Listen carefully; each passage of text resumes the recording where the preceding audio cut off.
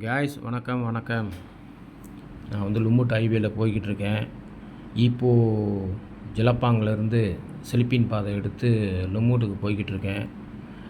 ஈப்போலேருந்து சரியாக 87 கிலோமீட்டரு நேராக லும்முட்டில் கொண்டு விட்டுரும். இப்போ நான் போகிறது வந்து 18வது கிலோமீட்டர். பக்கத்தில் வந்து பத்துக்காஜா இருக்குது. இந்த ரோட்டு பக்கத்தில் இந்த பத்துக்காஜா பொடானான்னு ஒரு இடம் இருக்குது, பெரிய தாமான்னு. இந்த இடம் வந்து பாதையெல்லாம் வளவு இல்லை, நேரான பாதை தான்.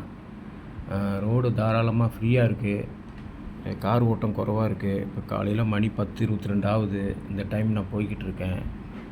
ஒரு வேலையாக லும்முட்டுக்கு நான் போய்கிட்டுருக்கேன்.